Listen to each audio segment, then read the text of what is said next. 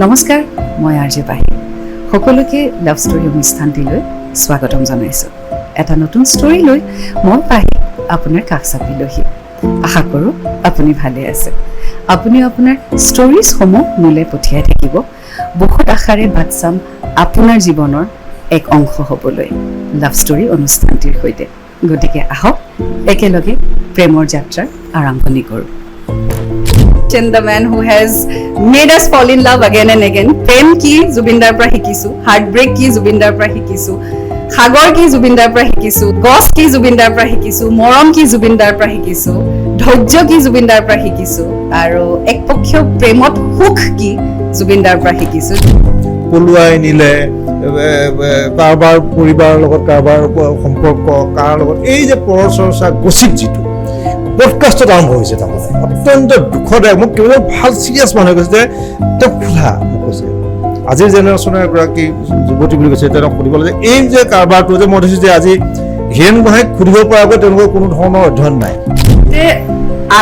আমি যিটো class of পিপলে এনেকুৱা ধৰণৰ পডকাষ্ট চাওঁ, মানে কনষ্ট্ৰাকটিভ পডকাষ্ট, সেইটো একদম সীমিত হৈ গ'ল। আমাৰ ক্লাছ অফ মানুহে যিটো ক্লাছ অফ পডকাষ্ট ভাল পায়, আমাৰ পপুলেশ্যনটো বহুত কমি গ'ল। এতিয়া তাৰ তলৰখিনি যিখিনিয়ে সেইটো ভাল পায়, সেই পপুলেশ্যনটো বহুত বেছি, আৰু হয়তো যোনে এনেকুৱা ধৰণৰ চৰ্চাবোৰ ভাল পায় তেওঁলোকৰ পপুলেশ্যনটো বেছি। আমাৰ নিচিনা মানুহ মানে যোনে এইবিলাক ভাল নাপাওঁ, পৰচৰ্চা পৰ নিন্দা, কাৰ কি ফাইনেন্সিয়েল প্ৰব্লেম হৈছে, কাৰ লগত কি এফেয়াৰ হৈছে, সেইবোৰ কথা নাপাতো দেই, সেইটো মানুহ একেবাৰে কমি গ'ল, সীমিত হৈ গ'ল।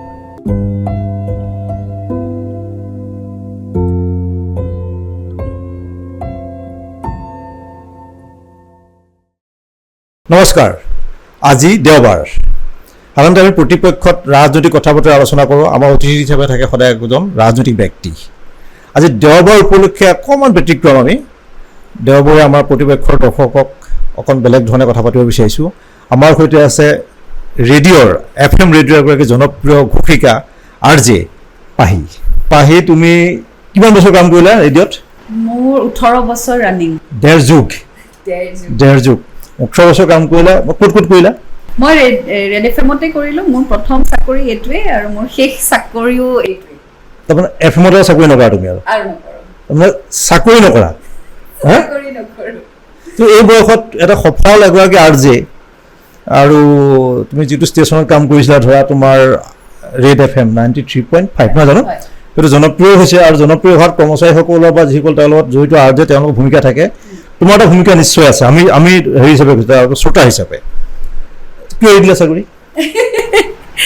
চাকৰিটো কিয় এৰি দিলোঁ মানে অলপ নিজেও এটা ব্ৰেক ল'ব বিচাৰিছোঁ, প্লাছ কিছুমান নিজৰো অলপ পৰিকল্পনা আছে। এতিয়াৰ বুলি নহয়, বহুত বছৰৰ পৰাই আছিলে।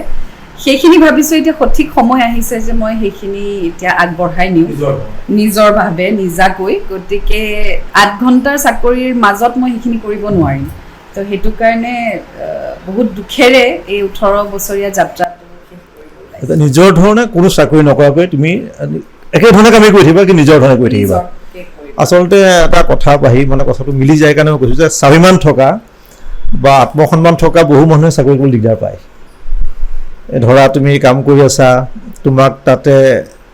সেই ক্ষেত্ৰত কোনো ধৰণৰ একো নথকা মানুহে তোমাক যেতিয়া ক'ব এনেকুৱা হ'ব লাগে তেনেকুৱা, তেতিয়া অলপমান বহু মানুহৰ আত্মসন্মান লাগে আৰু স্বতন্ত্ৰভাৱে কাম কৰিব বিচাৰে। ধন্যবাদ। মই নতুন যাত্ৰাৰ মানে প্ৰতি আমাৰ শুভেচ্ছা থাকিল। মই প্ৰথমতে জানিব বিচাৰিম যে ৰেডিঅ' আমি সৰুকালতে গীতিমালিকা শুনি পেলাই স্কুললৈ ওলাইছিলোঁ, 9টা বজাৰ আঞ্চলিক বাতৰি শুনিছিলোঁ। শুনি আমি কাপোৰ কানি পিন্ধি ৰেডি হৈছিলোঁ, ভাত পানী ৰেডি কৰি দিছিলোঁ। মানে 9টা বজাৰ আঞ্চলিক বাতৰি দিলে স্কুল যাব লাগে, দেৰি হ'ল। এইটো এটা পৰিৱেশত আমাৰ প্ৰজন্মৰ সকলোৱেই 70-80 দশকত যিসকল জন্ম হৈছে তেওঁলোকে এই ধৰণৰ এটা পৰিৱেশত ডাঙৰ হৈছিলে। যেতিয়া আমি 90 এইফালে আহিলোঁ, এতিয়া দেখা পালোঁ যে যোৱা 10 বছৰমানত ৰেডিঅ' প্ৰায় নুশুনা হৈ গ'ল। মানুহে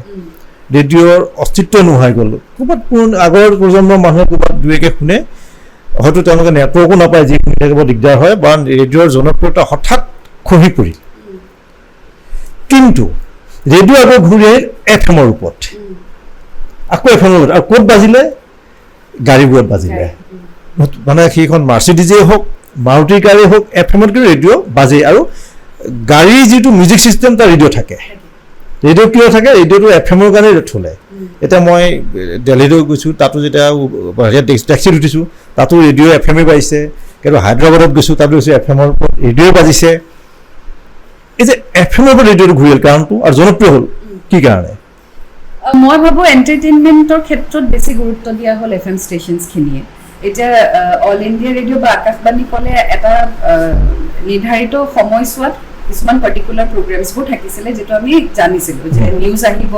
তাৰপিছত গীতিমালিকা আহিব, এনেকুৱা ধৰণৰ প্ৰগ্ৰেম আহিব, যে প্ৰত্যেকটো টাইম বেণ্ডত এইখিনি। এতিয়া সেইখিনি মানুহে যিখিনি শুনি ভাল পাইছিল তেওঁলোকে সেইখিনিয়ে শুনে। তাৰ পিছৰ জেনেৰেশ্যন যিখিনি আহিলে তেওঁলোকে সেইখিনি হয়তো ভাল নোপোৱা বুলি নহয়, বা তেওঁলোকৰ হয়তো ইণ্টাৰেষ্টৰ চেঞ্জ এটা বিচাৰিছে। সেই চেঞ্জটো FM ষ্টেচনে আনি দিলে। গতিকে প্ৰধান তিনিটা কথা কলো যে তিনিটা কি পৰিৱৰ্তন। এটাটো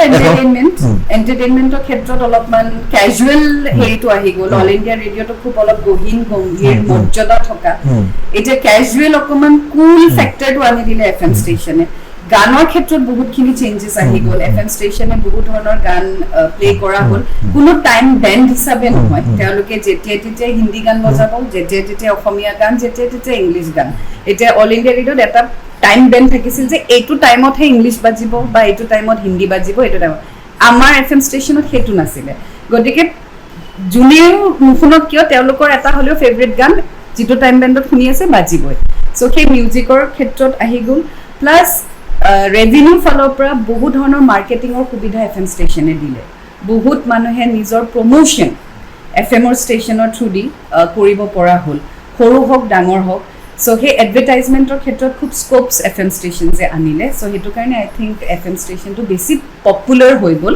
আৰু FM-লৈ মানুহক ঘূৰাই আনিব পাৰিলে, ৰেডিঅ'লৈ। মই কথা জানি ভাল লাগিল, ধন্যবাদ পাহি। তাৰমানে আজি প্ৰতিপক্ষত আজিৰ প্ৰজন্মৰ সৈতে সংগতি ৰাখিব, সংযোগ ৰাখি পেলাই এই শ্ব'টো কৰিছোঁ আমি, যে এগৰাকী জনপ্ৰিয় RJ, অতি জনপ্ৰিয় FM-ৰ মানে RJ পাহি, যে আজিৰ প্ৰজন্মৰ বহুত ল'ৰা ছোৱালীয়ে RJ হ'ব বিচাৰে। এটা সংস্থাপনৰ মৰ্যাদাপূৰ্ণ এটা প্ৰফেশ্যন, এডভকেচি আছে, সাংবাদিকতা আছে, আৰু RJ হোৱাটো এটা বহুতো সপোন থাকে আৰু এটা মৰ্যাদা সম্পন্ন বুলি ভাবোঁ গোটেই হেৰিটো। RJ এই জগতখনত তুমি 18 বছৰে বহুত সন্মুখীন হৈছে, সমস্যাৰ হৈছে, বহুত ভাল লগা কাহিনীও আছে, আৰু যিটো তোমাক এটা ফ্ৰেম দিলে, ফ্ৰেমিং এটা হ'ল তোমাৰ ভাল লগা এই RJ হিচাপে তোমাৰ সফলতা বা ভাল লগা এটা দুটা কাহিনী কোৱাচোন। সফলতাটো তোমাৰ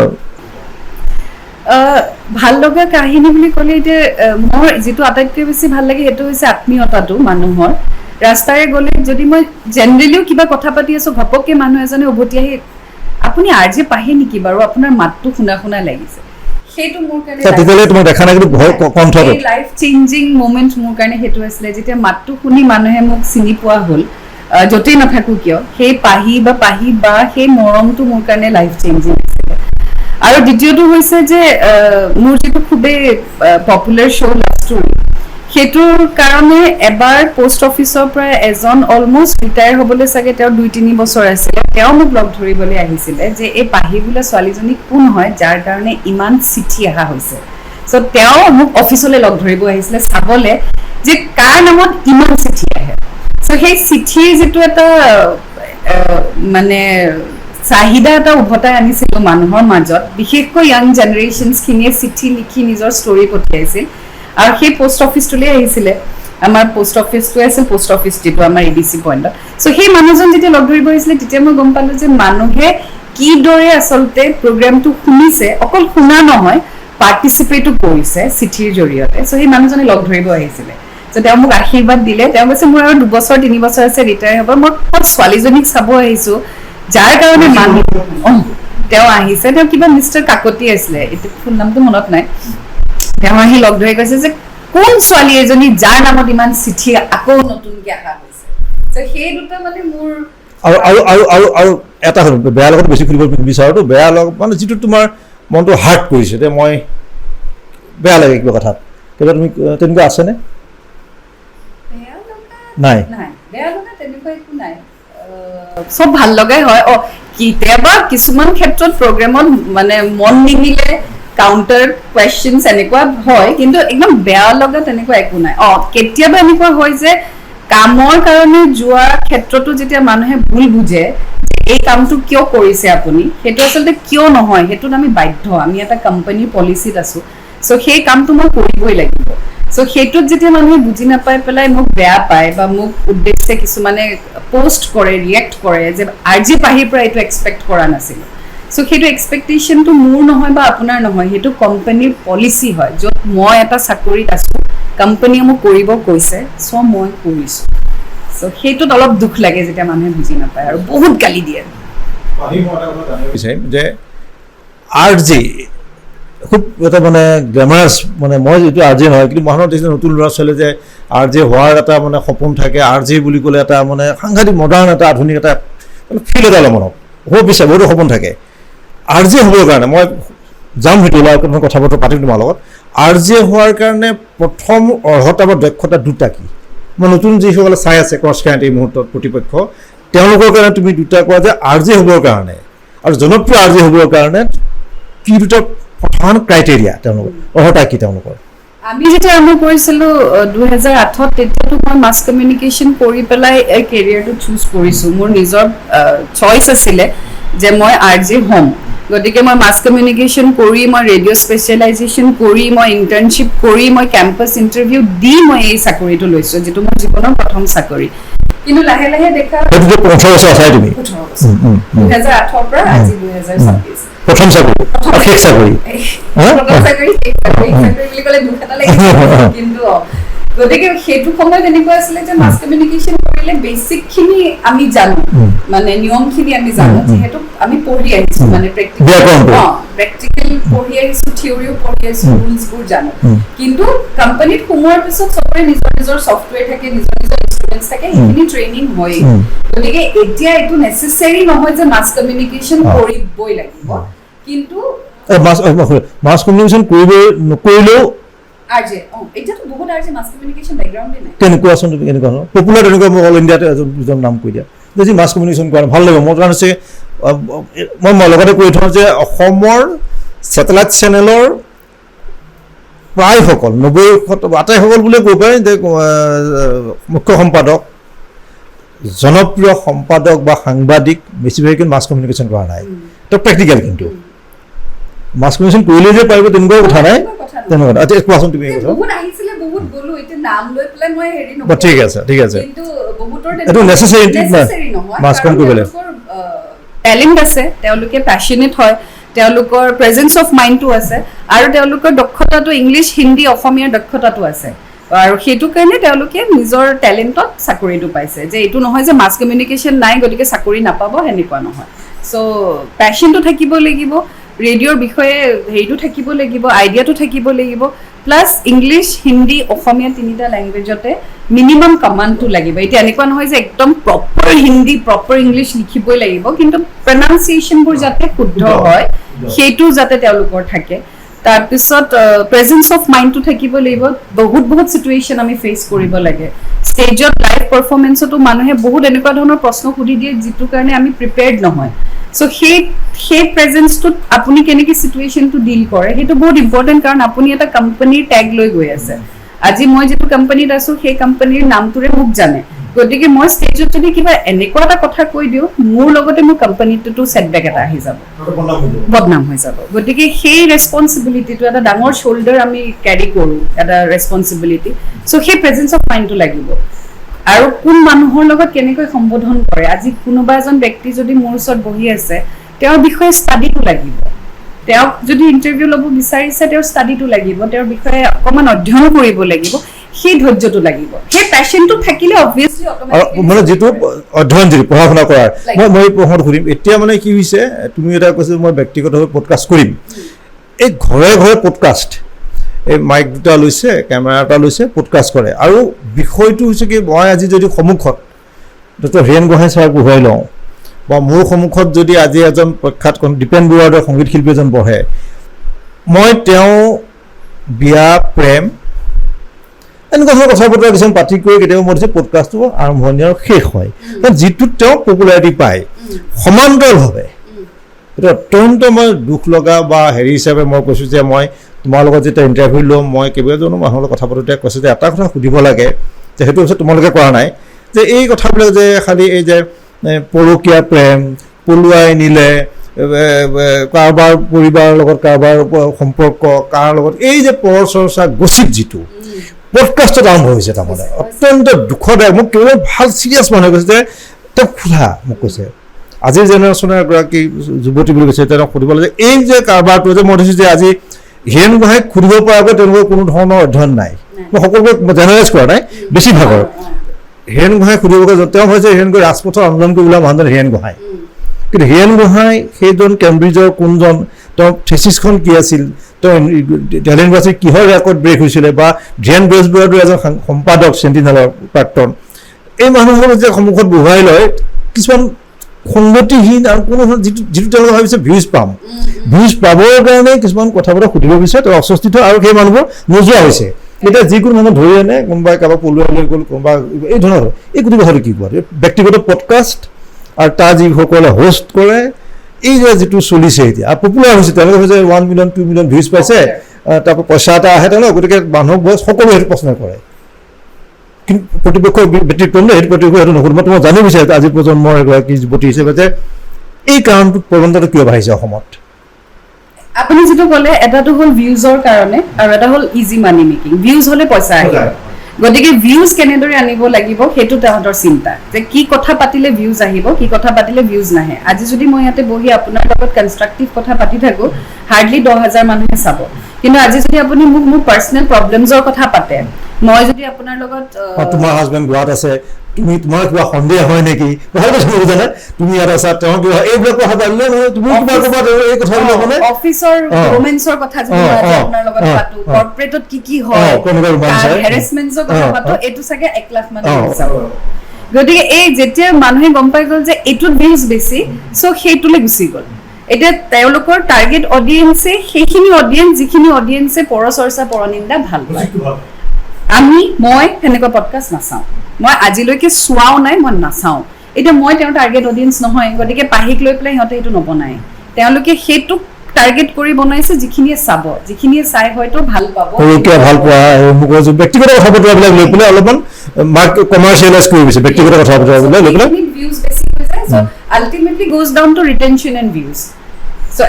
আমি ইয়াৰ পৰা ওলাই অহাৰ পৰা এইটো পৰা আমি লৈ যোৱাৰ কাৰণে ছ'চাইটি কি কৰিম মই ভাবো একচুয়ালি হেৰি যে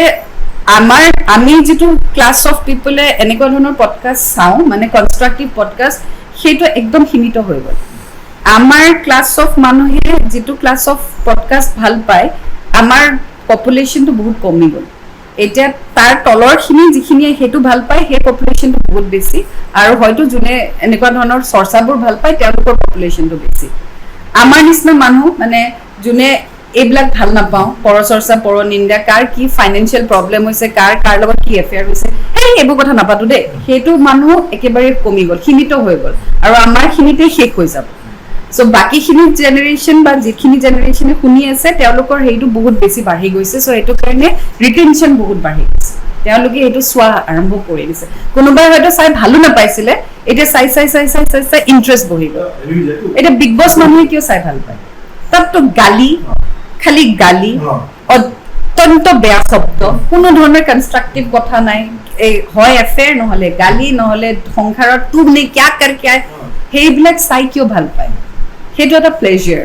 সেই প্লেজারটো এতিয়া বহুত পডকাষ্টে দিয়া হৈছে অসমীয়া পডকাষ্ট বুলি আৰম্ভ হৈছে এতিয়া কাৰ লাইফত কি চলি আছে কোনে কেইটা বিয়া পাতিছে কাৰ কি হৈছে হেবোৰ শুনি ভাল পায় একো কনস্ট্ৰাকটিভ হেৰি নহয় কিন্তু এনেকুৱা নহয় যে শুনিলে চালে তাৰছত হেতু তেওঁ নিজৰ লগত কৰিব নাই জাস্ট এনজয়মেন্ট আচ্ছা মই বেলেগ কথা এতিয়া ধৰা যিবোৰ আমাৰ এফএম আছে এফএমবোৰ যথেষ্ট পপুলাৰ কিন্তু হঠাৎ এফএমৰ জনপ্ৰিয়তা হ্ৰাস পাইছে এফএমৰ জনপ্ৰিয়তা হ্ৰাস পাইছে এই কাৰণটো কি এইটো মানিলে কথাটো এফএমৰ এটাটো হৈছে আমাৰ কিছুমান গভৰ্ণমেণ্টৰ পলিচিজ বিলাক এফএমৰ ক্ষেত্ৰত অলপ ষ্ট্ৰিক্ট যিবোৰ আমি পলিচিজ ধৰক এতিয়া নিউজ আমাক সো সেইবিলাকৰ কাৰণে অলপমান ৰেষ্ট্ৰিকশনছ বেছি হৈ গৈছে এতিয়া আমাক আৰু অলপমান প্ৰপাৰ লাইসেন্স লাগে যাতে আমি আৰু সুবিধাকে কিছুমান কাম কৰিব পাৰো প্ৰাইভেট ষ্টেচনছত কিন্তু প্ৰাইভেট এফএম ষ্টেচনছৰ আৰম্ভণি হৈছিলে বহুত ডুজ এণ্ড ডোনজেৰে বহুত লাইসেন্স আমাক দিয়া নাছিলে সো সেই লাইসেন্সৰ কাৰণে এতিয়াও ফাইট চলি আছে গভৰ্ণমেণ্টৰ কিন্তু সেই বিচাৰিম যে ধৰা ডিজিটেল মিডিয়া সাংঘাতিক পপুলাৰ এতিয়া ডিজিটেল মিডিয়াত নিউজ বেছি হৈছে মেক্সিমাম পডকাষ্ট এইবিলাক পঢ়িকেতো আছেই কিন্তু এনেই মানে ৰাজনৈতিক বাৰ্তাটো ডিজিটেল মিডিয়া হৈছে প্ৰাইভেট ছেটেলাইট চেনেল হৈছে নিউজক লৈ পেলাই নিউজ অৰিয়েণ্টেড যেনেকৈ ৰেডিঅ' দূৰদৰ্শন বা আকাশবাণী বাতৰি পঢ়াৰ বাহিৰেও প্ৰাইভেট ছেটেলাইট চেনেল ডিজিটেল মিডিয়াই নিউজ কৰে তেতিয়া FM-ত কিয় নিউজটো নাই বিবিধ ভাৰতী বা হেড বাজি FM নিউজ নাই গভৰ্ণমেণ্টৰ লাইচেন্সটো নাই দিয়া মানে সেইটো ৰিস্ক ফেক্টৰ এটা আছে সেই ৰিস্ক ফেক্টৰটো তেওঁলোকে ল'ব নিবিচাৰে প্ৰাইভেট ষ্টেচনছক মানে তেওঁলোকৰ গভৰ্ণমেণ্টৰ লাইচেন্সৰ মতে প্ৰাইভেট ষ্টেচনছে নিউজ চলাব নোৱাৰে সেইটো অকল চলি অল ইণ্ডিয়া ৰেডিঅ'ই পাৰিব এতিয়া সেইটোৰ কাৰণে সেই এতিয়া গভৰ্ণমেণ্টৰ লাইচেন্সৰ ক্ষেত্ৰত আমি এতিয়া একো মাত মাতিব নোৱাৰোঁ কিন্তু এতিয়া ৰিকুৱেষ্ট চলি আছে ৰিনিউ কৰিবলৈ কথা চলি আছে যে পঢ়াত কিন্তু সেইটো একদম ষ্টাৰ্টিঙৰ পৰাই গভৰ্ণমেণ্টে পলিচি লাইচেন্সৰ মতে FM ষ্টেচনছক দিয়া নাছিলে এইটো অকল বিবিধ ভাৰতী বা অল ইণ্ডিয়া ৰেডিঅ' পলিটিকেল কথা বতৰা বা হেৰিটো বাতৰিটো নোহোৱাৰ বাবে হয়তো জনপ্ৰিয়টো লাহে লাহে একেবাৰে গান আৰু সেইটোৱে অলপ কমিছে কিন্তু মই এটা কথা তোমাক জানিব বিচাৰিম যে FM-ৰ ভাষাটো লৈ পেলাই কিন্তু বহুতৰ এটা প্ৰশ্ন আছে বহুত কেইবাজনো চিকিৎসকে মই এবাৰ এটা ফেচবুকত আপডেট দিওঁতে তেওঁলোকে মোলৈ মানে বিখ্যাত চিকিৎসক গুৱাহাটীৰ কৈছে এইটো বৰ ডাঙৰ কথা হৈছে খিচিৰি ভাষা এটা কৰি পেলাই যে ভাষাটো লৈ পেলাই এই কথা তুমি কি কোৱা অসমীয়া হিন্দী ইংলিছ গোটেই হেৰি কৰি পেলাই যে ভাষা সেইটো কিন্তু চলতি ভাষা হৈ গৈছে এতিয়া আমি যেতিয়া নতুন আৰম্ভ কৰিছিলো কেৰিয়াৰটো তেতিয়া আমাকো বহুত কৈছিলে খিচিৰি যে অসমীয়া ভাষাটো একদম নষ্ট কৰিব ওলাইছে খিচিৰি ভাষা এটা কয় হিন্দী ইংলিছ কিন্তু আচলতে আমাৰ মানে নহয় FM ষ্টেচনৰ যিটো টাৰ্গেট অডিয়েন্স বা যিটো প্ৰচেছ আছিল সেইটোৱে আছিলে যে এণ্টাৰটেইনমেণ্ট আৰু কেজুৱেল একেবাৰে কেজুৱেল মানে ঘৰত বহি মাহঁতৰ লগত যেনেকে কথা পাতো বা মোৰ ভাইটি ভণ্টিৰ লগত ফ্ৰেণ্ডৰ লগত যেনেকে কথা পাতো সো সেনেকুৱা ধৰণৰ পৰিৱেশত আমি FM ষ্টেচনটো ষ্টাৰ্ট কৰিম সো এতিয়া মই মোৰ লগৰৰ লগত একদম অসমীয়া মানে প্ৰপাৰ অসমীয়াত কথা নাপাতো এটা দুটা ইংলিছ শব্দ আমি ব্যৱহাৰ কৰোৱেই সো সেইটোৱে আমি FM-ত কৰিছিলোঁ কিন্তু সেই বস্তুটোৱে বহুতে বেয়া পাইছিলে ভাবিছিলে আমি লেংগুৱেজটো বেয়া কৰি দিলোঁ কিন্তু ইন দ্যাট প্ৰচেছ শ্ল'লি ষ্টেডিলি আমাৰ লগত জেনেৰেশ্যনছখিনি কানেক্ট কৰা হ'ল যেতিয়া ফোন কৰে কি খবৰ ভালে আছা সেই কেজুৱেল বস্তুটো তাৰমানে সো সেই লাহে লাহে সেই বস্তুটো যেতিয়া একচেপ্টেবলো হৈ গ'ল এতিয়া ভাবোঁ সেইটো প্ৰব্লেম নাই মানুহৰ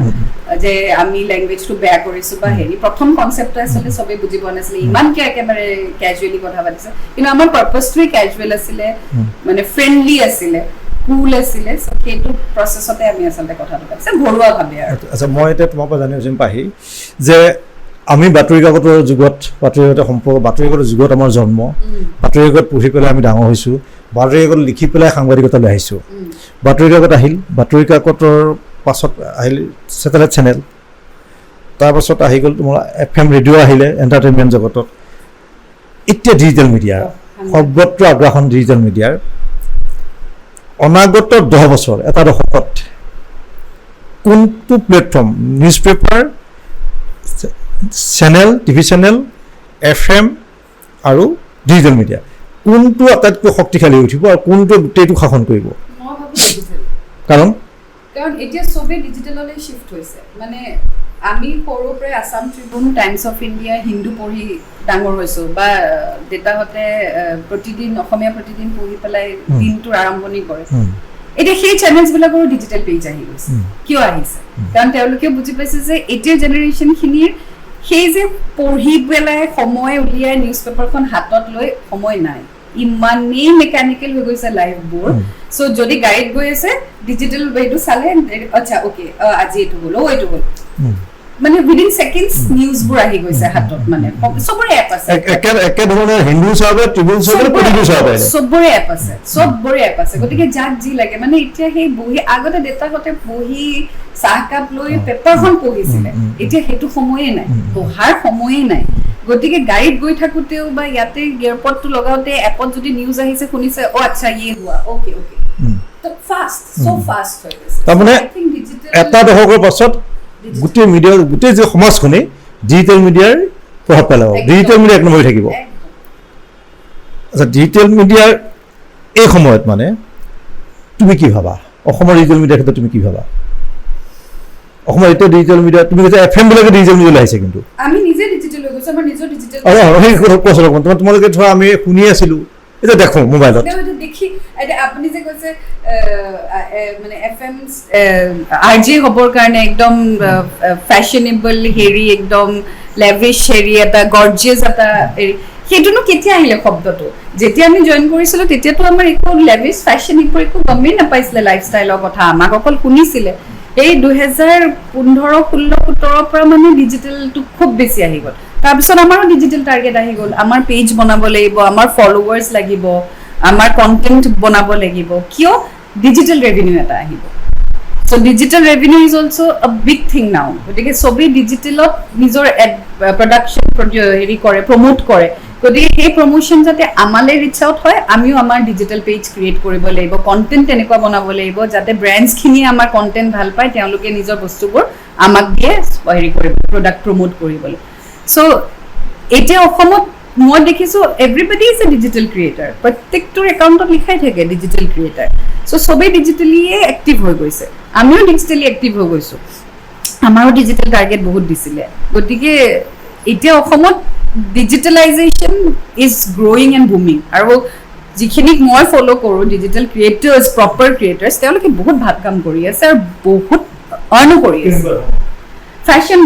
ডিজিটেল ক্ৰিয়েটাৰ্ছ কিছুমানক মই ফ'ল' কৰোঁ তাৰপিছত আপোনাৰ ব্লগাৰ্ছ কিছুমান আছে তেওঁলোকক ফ'ল' কৰোঁ চ' তেওঁলোকৰ কণ্টেণ্টবিলাকো ভাল এতিয়া হেৰি ভূষণ পাঠক তাৰ কণ্টেণ্ট খুব ভাল পাওঁ মই তাৰ কণ্টেণ্টত ইনফৰমেশ্যন থাকে তাৰ কণ্টেণ্টত ক'ত গৈছে মানুহজন কি হয় কি কথা কেনেকৈ গৈছে অসমৰ তেওঁক মই ফ'ল' কৰোঁ তাৰপিছত স্বাগতা দে বুলি এগৰাকী আছে ফেশ্বন বিউটি ডিজিটেল ক্ৰিয়েটাৰ ইমান ধুনীয়াকৈ তেওঁ কণ্টেণ্টবোৰ ক্ৰিয়েট কৰে so' these are the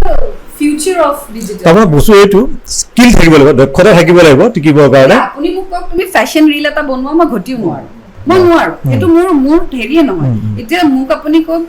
political reel এটা বনোৱা মই পলিটিকেল ৰিল বনাব নোৱাৰোঁ কাৰণ মোৰ পলিটিক্স চইচে নহয় এতিয়া মোক আপুনি কওক যে তুমি প্ৰেমৰ ওপৰত ৰিল এটা বনোৱাচোন খালি দিম একদম ধুনীয়া মোৰ যদি কয় হাৰ্ট ব্ৰেকৰ ওপৰত ৰিল এটা কয় এই ছুপাৰ হিট কৰি দিম মই চ' চবৰে নিজৰ এতিয়া তুমি এই যে তুমি যিটো লাভ ষ্টৰী পঢ়া এবাৰ তুমি কোৱাচোন তুমি য'ত ষ্টেচনৰ নাম ক'ব নালাগে যিহেতু তুমি তাৰপৰা ওলোৱা হৈছে কিন্তু তুমি এবাৰ তোমাৰ মুখেদি শুনি কোৱাচোন তুমি লাভ ষ্টৰীটো মানে মই অলপ বেছি চফ্টলি কৈ দিওঁ আৰু নমস্কাৰ মই RJ পাহি সকলোকে লাভ ষ্টৰী অনুষ্ঠানটিলৈ স্বাগতম জনাইছোঁ এটা নতুন ষ্টৰী লৈ মই পাহি আপোনাৰ কাষ চাপিলোহি আশা কৰোঁ আপুনি ভালে আছে আপুনি আপোনাৰ ষ্টৰিজসমূহ মোলৈ পঠিয়াই থাকিব বহুত আশাৰে বাট চাম আপোনাৰ জীৱনৰ এক অংশ হ'বলৈ লাভ ষ্টৰী অনুষ্ঠানটিৰ সৈতে গতিকে আহক একেলগে প্ৰেমৰ যাত্ৰা আৰম্ভণি কৰোঁ সুন্দৰ ইমোশ্যন আছে হেৰি আছে মানে মানুহক চুবগৈ পাৰে এইটো কিন্তু সেইটো এই বস্তুটো যে তুমি ধৰা যে তুমি আমাৰ এটাই আমাৰ কেমেৰা পাৰ্চনৰ পাৰ্টিকে আমি সকলো বস্তু ইনভলভ হৈ গৈছোঁ কথাটো তুমি শুনিছা ময়ো এই যে চুবৰ কাৰণে মানুহজনৰ হৃদয়লৈ যাবৰ কাৰণে কথাখিনি কি কেনেকুৱা ধৰণৰ বস্তুটো হ'ব লাগে মই যিসকল আহিব এতিয়া নতুন ল'ৰা ছোৱালী অসমীয়া বহুত তুমি নতুন অসমীয়া নতুন জেনেৰেশ্যনৰ সাংঘাতিক হেঁপাহ আছে আগ্ৰহ আছে সাংঘাতিক তেওঁলোকে কি কিতাপ পঢ়িব লাগে কি গান শুনিব লাগে কি চব জানে কিন্তু দেই বেছিভাগে জানে তেওঁলোকৰ প্ৰতি তোমাৰ কি উপদেশ হ'ব যে এই যে তুমি RJ হওক বা কিবা এটা বিষয়ত সফল হ'বৰ কাৰণে তুমি যেনেকৈ ইমান ধুনীয়াকৈ কথাটো কৈছা ইয়াৰ কি কাৰণটো কি তোমাৰ অভিজ্ঞতাৰে মই জানি বিচাৰিম মই ভাবোঁ চবৰে নিজৰ নিজৰ এটা স্পেচিয়েলাইজেশ্যন থাকে প্ৰত্যেকটো হেৰিত এতিয়া ৰেডিঅ'টো ধৰক মই যদি ইম'শ্যনছৰ লগত খেলোঁ কিছুমানে কমেডিৰ লগত খেলে যেনেকৈ নাভেদ খুব কমেডি কৰে চ' নাভেদৰ নিচিনা কোনেও কমেডি কৰিব নোৱাৰে চ' সেইটো যদি মোক কৰিব দিয়ে মই নোৱাৰিম হয়তো মই বহুত কষ্ট কৰিম কিন্তু তেওঁৰ নিচিনা মই নোৱাৰিম গতিকে প্ৰথমতেতো আইডেণ্টিফাই কৰিব লাগিব যে তেওঁৰ জনৰাটো কি তেওঁ কোনটো বস্তুত কমফৰ্টেবল মোক কমফৰ্টেবল কৰিবৰ কাৰণে মোক সেইটো জনৰা দিব লাগিব আৰু তেতিয়া মই সেইটো জাষ্টিফাই কৰিব পাৰিম ঠিক যেনেদৰে মই আপোনাক ক'লোঁ আপুনি যদি মোক ফেশ্বনৰ ওপৰত কৰিব দিয়ে মই নোৱাৰিম কাৰণ মই ফেশ্বনেবল একেবাৰেই নহয় মোৰ আইডিয়াই নাই পলিটিকেল যদি মোক কৰিব দিয়ে মই পলিটিকেল মই একদমেই ফ'ল' নকৰোঁ মই ভালেই নাপাওঁ এই বস্তুটো গতিকে সেই জনৰাটো চবেই জানিব লাগিব যে কাৰ কি দক্ষতাটো আছে কোনোবাই সংগীতৰ বিষয়ে ইমানেই ষ্টাডি কৰে ইমান জানে এভৰিথিং মানে কি মিউজিক ইনষ্ট্ৰুমেণ্ট ব্যৱহাৰ কৰিছে ক'ৰ পৰা ইনস্পায়াৰ্ড কি গান কি শব্দ চ' সেইটো যদি তেওঁৰ দক্ষতা তাৰমানে সেইটো জনৰাত তেওঁ বহুতখিনি কৰিব পাৰিব চ' আল্টিমেটলি সেই দক্ষতাটো থাকিব লাগিব বা সেইটো জানিব লাগিব যে তেওঁৰ কোনটো জনৰা তেওঁৰ ইম্পৰ্টেণ্ট বা কোনটো জনৰাত তেওঁৰ দক্ষতাটো আছে বা আহিব বা আনিব পাৰিব সেইটোত ৱৰ্ক কৰিলেই আই থিংক তেওঁলোকৰ নিজৰ এটা হেৰি বহি যাব আৰু মই আজি মানে প্ৰতিপক্ষত মই আজি পাই অলপ বেলেগ কথা পাতিলোঁ অলপমান চিৰিয়াছ কথাই পাতিছোঁ নিশ্চয় মই ভাল পাওঁ কিন্তু মই দুটা কথা মানে এটা জানো যে আজি পাহিবা তুমি দুজন মই লিজেণ্ড দিম এজন ডক্টৰ ভূপেন হাজৰিকা আনজন জুবিন গাৰ্গ তোমাৰ সন্মুখত বহি আছে দেই ডক্টৰ ভূপেন হাজৰিকাৰ তুমি এটা সাক্ষাৎকাৰ ল'ব বিচাৰিছা তো মইতো জানো সাংঘাতিক ব্যক্তিত্ব মই পাইছোঁ যে ব্যক্তিত্ব সম্বন্ধ ভূপেন হাজৰিকাক নীলয় দত্ত এডভোকেট তেওঁ কৈছিল যে মই ষ্টাণ্ট হৈ যাওঁ তেওঁ যে সন্মুখত থাকে তুমি এটা ইণ্টাৰভিউ লৈ তুমি আৰম্ভটো কেনেকৈ কিবা তেওঁক তাৰপৰা জুবিন গাৰ্গৰ বিষয়ে জুবিন গাৰ্গৰ ইণ্টাৰভিউ এটা লৈ গৈছা জুবিন গাৰ্গ কেনেকৈ সুধিবা জুবিনদাৰ মই ইণ্টাৰভিউ লৈছিলোঁ ভূপেন হাজৰিকা তুমি এটা interview doctor Bhupen Hazarika doctor Bhupen হাজৰিকাদেৱৰ ইণ্টাৰভিউ ল'বলৈ সুযোগ নাপালোঁ কাৰণ যেতিয়া মই তুমি আজি ধৰা মতে ভাবা যে তোমাৰ সন্মুখত ডক্টৰ ভূপেন হাজৰিকা বহি আছে তুমি এটা তেওঁ প্ৰথমতে মোৰ বডি লেংগুৱেজ চেঞ্জ হৈ যাব তুমি এটা পডকাষ্ট বা তুমি এটা মানে এফএমৰ কাৰণে ল'বা তুমি এটা ইণ্টাৰভিউ কি কেনেকৈ ধৰণে আৰম্ভ কৰিবা চমুকৈ আৰু মই জুবিন গাৰ্গতো সুধিম তাৰপিছত আচ্ছা চ' যদি ডক্টৰ ভূপেন হাজৰিকাদেৱ মোৰ ওচৰত থাকে তেতিয়াহ'লে প্ৰথমতেই মই মোৰ অনুষ্ঠানটিলৈ সকলো দৰ্শকক আদৰণি জনাম যে আজি যি বিশিষ্ট অতিথি মোৰ ওচৰত আছে তেওঁৰ পৰিচয়টো কোনো প্ৰয়োজনে নাই তেওঁক অসম বুলি ক'লেও ভুল নহ'ব কাৰণ আমাৰ ওচৰত আজি অসম বহি আছে তেওঁ যিদৰে অসমক এটি প্লেটফৰ্মলৈ লৈ গৈছে সেইটো কোনেও পৰা নাই সেইটো কোনেও নোৱাৰেও সাতো জনম ল'লেও কোনেও নোৱাৰে গতিকে আপোনাক চিনাকি কৰাই দিছোঁ আমাৰ অসমৰ সৈতে ডক্টৰ ভূপেন হাজৰিকাদেৱৰ সৈতে মোৰ ষ্টুডিঅ'ত মোৰ ওচৰত আজি তেওঁ বহি আছে আৰু মই খুবেই অনাৰ ফিল কৰিছোঁ যে ভূপেন দা আজি আমাৰ মাজত আছে চ' ভূপেন দা আপোনাক স্বাগতম জনাইছোঁ আৰু অনুৰোধ কৰিম যে মোৰ যদি কিবা ভুল হয় কিবা প্ৰশ্ন সোধাত যদি আপুনি বেয়া পায় ক্ষমা কৰিব সৰু বুলি ইমান দক্ষতা নাই আপোনাৰ প্ৰশ্ন সোধাৰ আপোনাৰ পৰা আজি মই শিকিম কিছুমান কথা জুবিন গাৰ্গ হ'লে জুবিনদাৰ লগত আচলতে ঘৰুৱা নিচিনা হৈ যায় জুবিনদাৰ আগতে যিটো ষ্টুডিঅ'ত আহে যে চবকে কওঁ আৰু the man who needs no introduction the man who has made us fall in love again and again প্ৰেম কি জুবিনদাৰ পৰা শিকিছোঁ হাৰ্ট ব্ৰেক কি জুবিনদাৰ পৰা শিকিছোঁ সাগৰ কি জুবিনদাৰ পৰা শিকিছোঁ গছ কি জুবিনদাৰ পৰা শিকিছোঁ মৰম কি জুবিনদাৰ পৰা শিকিছোঁ ধৈৰ্য কি জুবিনদাৰ পৰা শিকিছোঁ আৰু একপক্ষীয় প্ৰেমত সুখ কি জুবিনদাৰ পৰা শিকিছোঁ যিজন মানুহে প্ৰেম কৰিবলৈ গান শুনিবলৈ গান ভাল পাবলৈ গান গুণগুণাবলৈ শিকাইছে তেওঁ আজি মোৰ ওচৰত আছে the none other than heartthrob of Assam Zubeen Garg ধন্যবাদ মোৰ ভাল লাগিল মানে আজি পাহি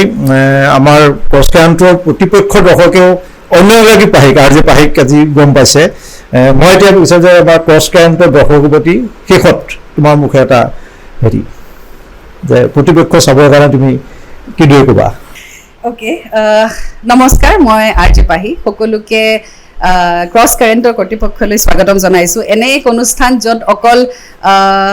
পলিটিকেল নহয় বহু ধৰণৰ কথাৰ ডিছকাশ্যন হয় বহু ধৰণৰ কথাৰ আৰম্ভণিও হয় শেষো হয় গতিকে আশা কৰোঁ আপোনালোকে এই অনুষ্ঠানটি চাব